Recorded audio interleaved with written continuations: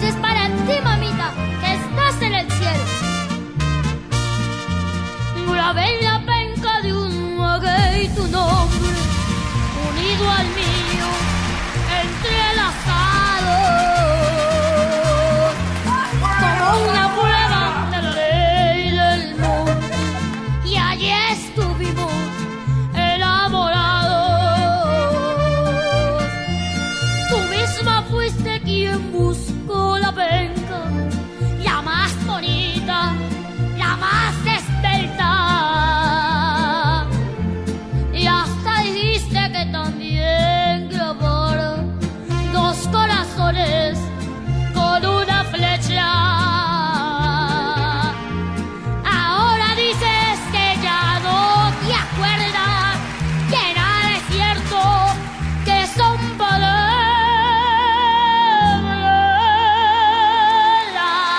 Pencas nuevas que al maguey le brotan, vienen marcadas con nuestro nombre.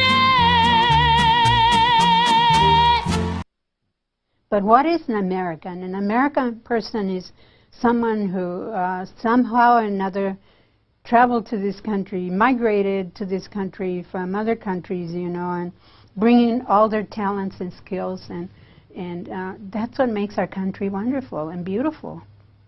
And I'm glad I came to Nebraska, because perhaps if I go to New York or I go to Chicago, those big cities, life will be much difficult. We were always told that we couldn't. We were just a lower class, you know. You were the field workers. You was this, you know. You couldn't go any higher. This man with a thick accent asked, "Are you Mexicans?" We said, "Yes, we're Mexicans. We don't rent to Mexicans."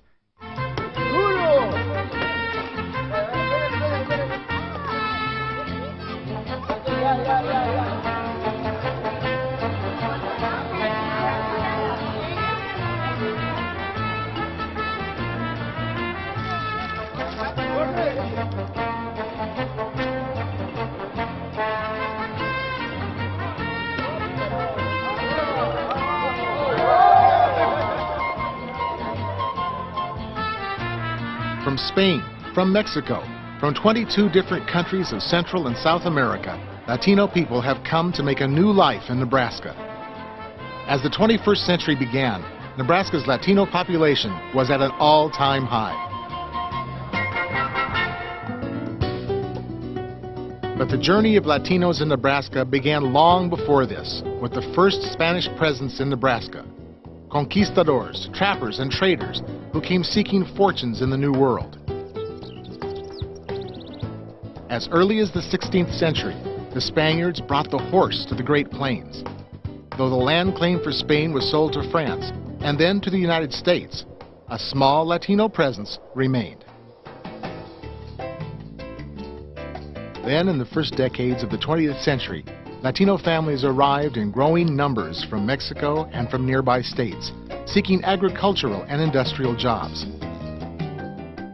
Later, in the 1960s, Latinos from the Caribbean and Central and South America began to arrive seeking political freedom.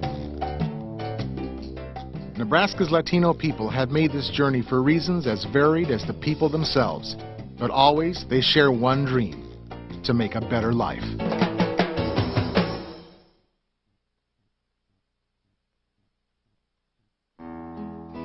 In the 1920s, western Nebraska needed cheap labor for its sugar beet fields. Eastern Nebraska needed help for packing plants and industry, and the railroads were hiring across the state. At the same time, Mexico was still torn by the destruction and strife of the Mexican Revolution. Driven from their country by the hardships of war and economic deprivation, Mexican people came north to take advantage of the opportunities for work and eventually to make a home. In the West, Mexicans and Mexican Americans from other states were brought to Nebraska by the trainload to replace German Americans in the beet fields.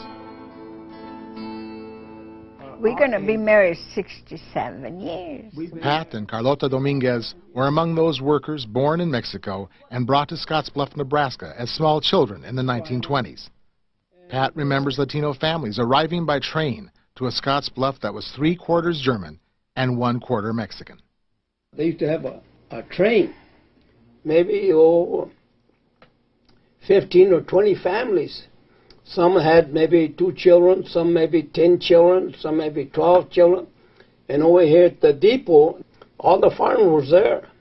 And this farmer said, well, this is my bunch, I want them. I got 25 acres and there's 3 of them. It's they can take care of my 25 acres. The laborers depended on their employers for housing, which was often minimal. Barrio housing in town wasn't much better. We had to get our water from outside and the bathroom outside. And we had a cow, and we had pigs, and we had a chicken. As technology and agricultural conditions improved, fewer workers were needed in the fields to tend the beets. They didn't hire help anymore. So that's where they started looking for little different kind of jobs.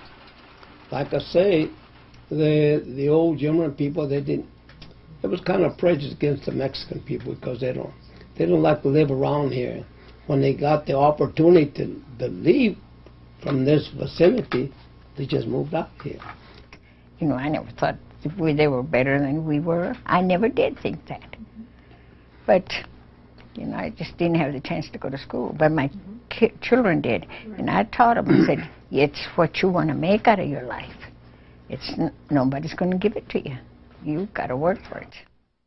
We needed to survive, you know, at any cost. A generation later, Olga Olivares grew up in a family of migrant farm laborers who lived in Texas and worked in the Midwest in the 1950s.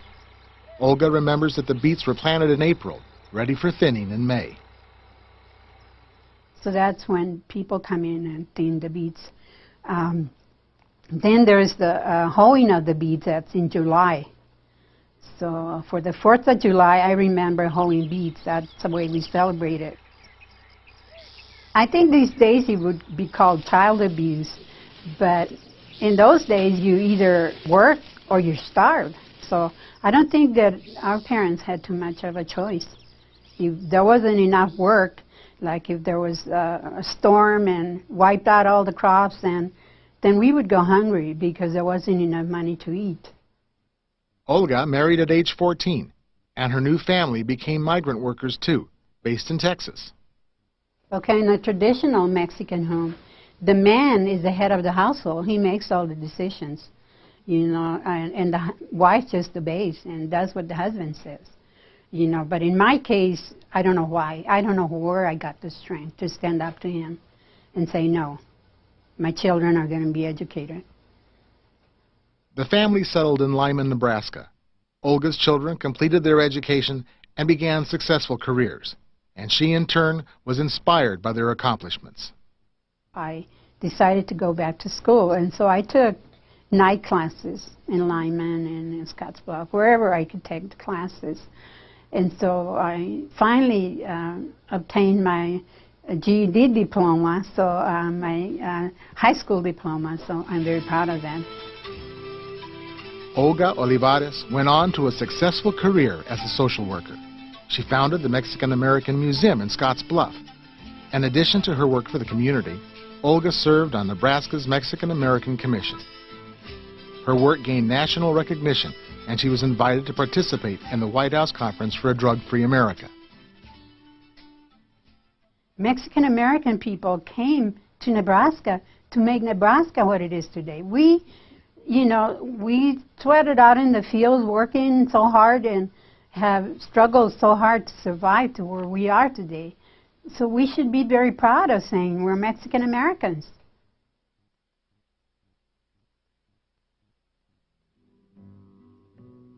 In the second half of the 20th century, conditions were changing for Nebraska's Latino people.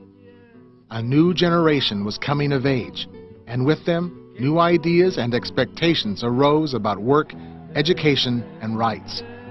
The 1960s and 1970s were times of transition. For many, it was a time of awakening. Joe Ramirez was born in Mexico. his parents brought the family to the United States in 1928, but later returned to Mexico. My parents went back in 1938 because of the Depression. At that time, there were no jobs to be had. Dad had to work on a federal program, the WPA, and in order to get your papers, he needed to know English. He was a man that had not had a day of schooling, so he was illiterate. So he found it very hard to learn English, so he threw up his hands and said, I'm leaving, I'm going back to Mexico. If I'm going to be poor here and I'm going to be poor in Mexico, I'll go back to my country, be poor there. Joe returned to the United States in 1949 after attending college in Mexico. He completed his college degree in Omaha, but then had to take whatever work he could find to support his wife and children. In the meatpacking plant, I was a common laborer. I worked in the freezers. We worked 10 hours a day, 5 days a week. In the meatpacking plants at that time, we had a union. We had some good wages, good fringe benefits. A vocal participant at meetings, Joe was invited to serve on the union's Anti-Discrimination Committee, an assignment that took him to Washington, D.C. to support civil rights legislation. Joe served as a union representative at the National Convention of the NAACP. Joe went on to work in human services and became active in such organizations as Greater Omaha Community Action. He ran for public office. He continued his activism, helping to create programs in the 1960s that remain in place today, as well as new programs that aid the Latino community in Omaha. Later, Joe became a lobbyist for AARP. There is always a message that has to be given out there, and one of them, that Mexican Americans are here. Secondly, that Mexican Americans are capable of doing their job, and you better watch out because we want that job too, and we want to represent the people, and we are capable of representing the people also. My father was Mexican from Mexico, and my mother is Russian-German. Dolores Wright was born and raised in Scotts Bluff. She grew up in a multilingual home, in a community where she was punished for speaking Spanish in school. She and her husband came to Omaha, hoping to find work in the meatpacking plants or the stockyards. Oh, it was a thriving business. Oh, my God. The cattle trucks alone used to be on L Street from way out on past 42nd. Cattle trucks lined up, I mean, for miles and miles and miles. I did government orders, packing bacon, and it was at night, very hard. You had to get a quota out, I mean. And then I've worked in the kill floor, cutting the feet off the hogs. I've packed hamburger. It's hard. In the hamburger place, it was cold. I mean, it was way below 30 degrees, so it was cold. That's probably why we all have arthritis in our hands. Yeah. At one time, Omaha had the world's largest stockyard. But by the 1960s, economic forces began to close down Omaha's biggest packing plants. They just closed. Other people found different jobs, which was sometimes it was a good thing that it closed.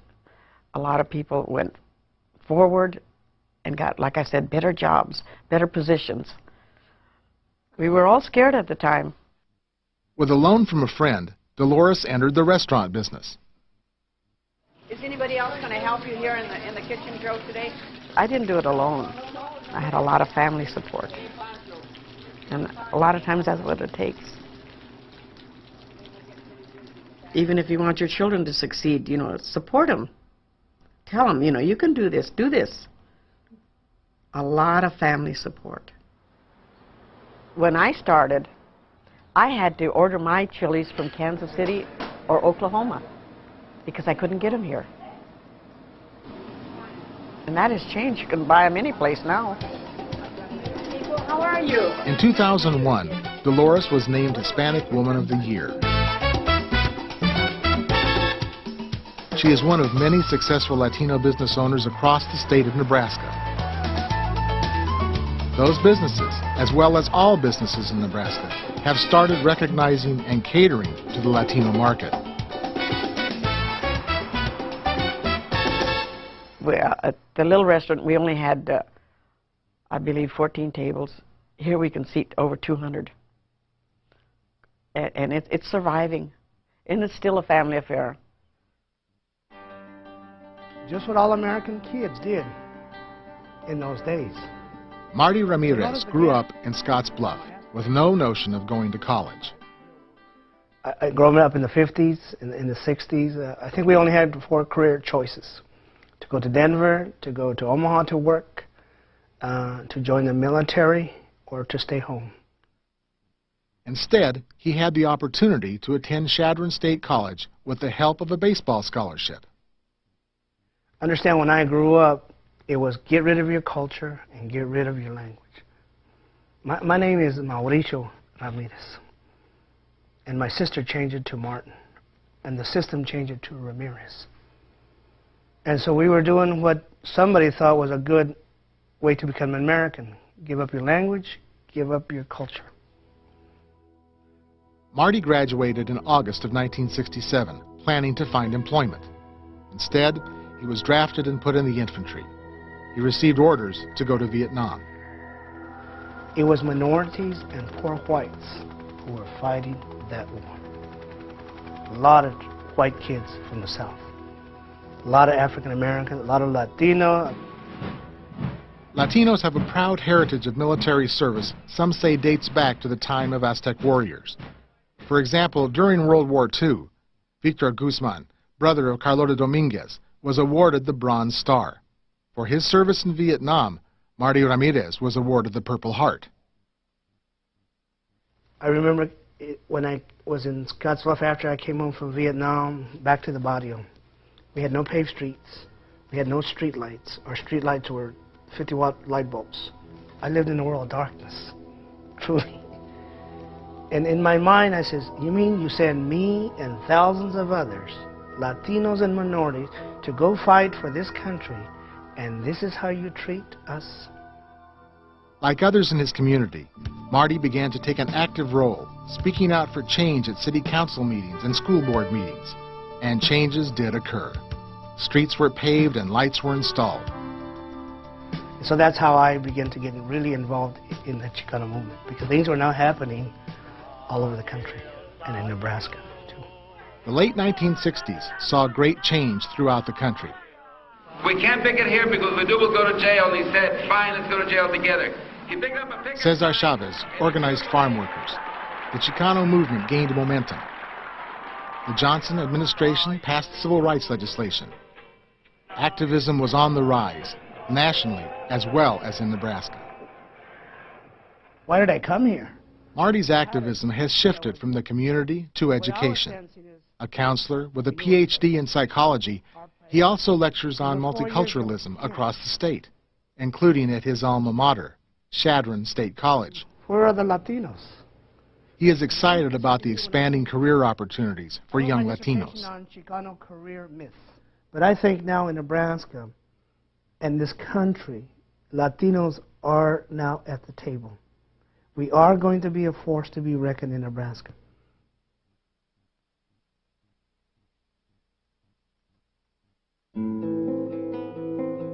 In the 1960s, when Fidel Castro came to power, some Cuban citizens fled to Miami.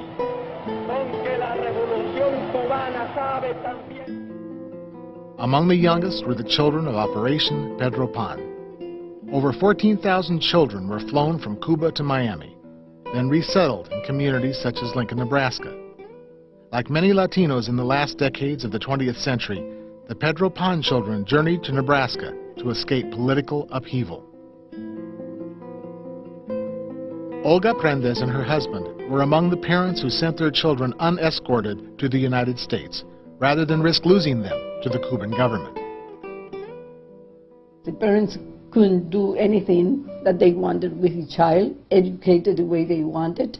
They belonged to the state, and they had to be indoctrinated. Olga Prendes' daughter, Maria, was 8 years old in 1961. The pretense was that we were coming to the United States to study, where in reality, you were coming to be away from the government. I don't know what was going to happen when they came here. I didn't have any idea of this organization or who was going to take care of them or anything. We sent them just to have them free. Maria and 3 of her brothers came first, assigned to refugee camps in Miami while awaiting scholarships or placements in American communities. Olga Prendes insisted that her children must not be separated. The family learned that Lincoln, Nebraska would take all of them. I didn't know where Nebraska was, let alone Lincoln. You could be in school longer. It seemed that you heard that people were good here, that they had lots of shoes, they had clothes, and so somehow that life was manageable. Another brother and sister came to Nebraska later. Then the Cuban Missile Crisis struck. It shall be the policy of this nation to regard any nuclear missile launched from Cuba against any nation in the Western Hemisphere as an attack. It was 2 years before the Prendes family was reunited in Lincoln. Every time we talked to them, they said, come at once. And we couldn't come, especially after the missiles crisis. So there was no way for us to get out of Cuba. And we didn't know if we would see them again. So the day that we came, that was the happiest day of our life. It was wonderful to know that you belong again as a family. Despite initial culture shock, the Prendes family successfully adjusted to Nebraska life together. I have been able to study, get my doctorate as my brothers have, all because support scholarships and opportunities that we were given, and support all along the way, and wonderful people. In the 1970s and 1980s, Nebraska saw an influx of Central American refugees. Jose Arturo Cotto gave up his medical practice in El Salvador in 1982 to reunite with his family in Nebraska. Oh, and it's not a good feeling when you are sitting at the table for dinner, 3 daughters, 1 boy, your wife, and you get the impression that someone is going to get into your house and is going to rape your kids or your wife. When the danger became too great, Arturo's wife and children left for the United States, eventually settling in Dix, where his stepdaughter had lived as part of a student exchange program. Meanwhile, Arturo remained in El Salvador 2 more years until he was replaced in his job. Somehow God is telling me, Arturo, it's time to go. And I did. And I don't regret that I did it. And I'm glad I came to Nebraska, because perhaps if I go to New York or I go to Chicago, those big cities, life will be much difficult. Lacking English skills, Arturo could not practice medicine or find work as an administrator. And finally I got some work to do, cleaning bean fields and driving a huge truck with wheat in the back and painting houses. My job today, I am a disease surveillance coordinator at the State Health and Human Services System. Like so many immigrants who dream of returning to their homeland, Arturo visited El Salvador in 1997, only to discover that Nebraska had truly become his home now. So I think we have been blessed in this country. Looking back, I say, well, thanks for everything that you have done for us. I appreciate that.